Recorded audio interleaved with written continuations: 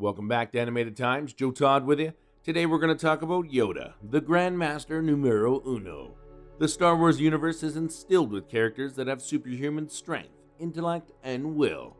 Set in a universe where multidimensional occurrence is a reality, the Star Wars has introduced characters which will be vivid in the audience's mind for a long time to come.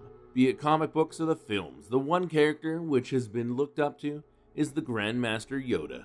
The Grandmaster of the Jedi Order and the leader of the Light Side Order. Yoda is referred to as the most powerful Jedi to ever exist up to the Dark Ages. Short in stature and bearing an experience which lasted centuries, Yoda was the Grandmaster of the Jedi Order throughout the Clone Wars. Considered to be an expert in lightsaber combat, Yoda was renowned for his combat skills, direct force abilities, and his never-ending knowledge of the use of the Force for non-combative purposes. In this video, we will decrypt Yoda's powers for you, so we request the Warzians to hold on to their seats. Having trained Jedi for over 800 years, Grandmaster Yoda has been regarded for his knowledge and prowess in lightsaber combat. Yoda conferred with legendary Jedi Masters like Mace Windu and Ki-Adi-Mundi, while he served as the Grandmaster of the Jedi Council. A master of the lightsaber combat, Yoda's skills were second to none. A master of all 7 lightsaber art forms, Yoda was fond of form number 4, which enhanced his weakness of having a small reach into his strength. He was the master of the offensive arts. Form 4, which was also known as Artur, required the user to establish the Force within himself to use his body as a weapon alongside the lightsaber. This helped the user to conduct feats which were impossible otherwise. There are many great examples of Yoda's fighting prowess, and some of them are with his students and fellow council members. Being short in stature, Yoda's prowess in Arturo helped him tackle opponents with his speed. He delivered each and every blow to perfection, and his speed gave him the upper hand.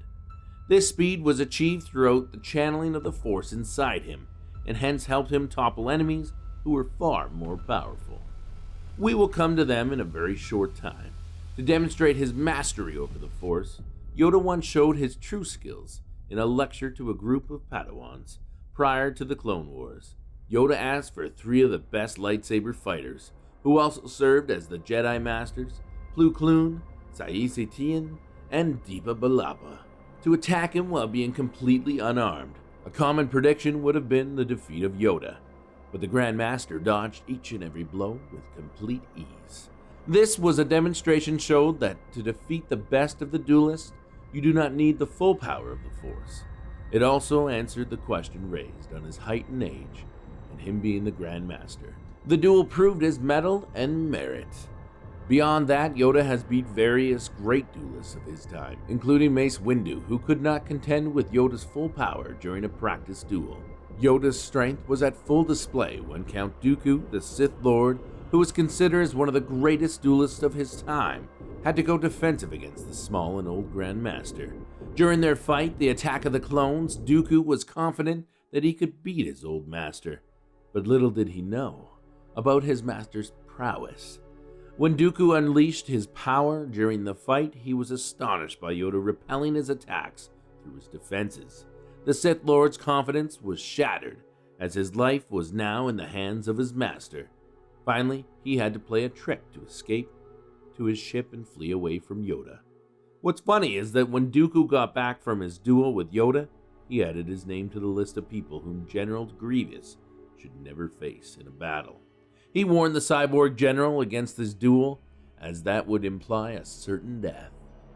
The most powerful Sith Lord to ever exist was Palpatine. His control over the power of the thunder helped him to turn his opponents into dust. But could a small old creature stand up against this powerful and vicious entity? Surely Yoda did, and he did it good. When both of them dueled in the Revenge of the Sith, Palpatine was careful not to let Yoda come near him. When Yoda approached the Sith Lord, he attacked with a powerful thunder blow. The Sith Lord had this strategy in mind, as being at a certain distance would enable him to use his abilities of Force. His full-fledged thunder blow pushed Yoda into the Senate Central Chamber.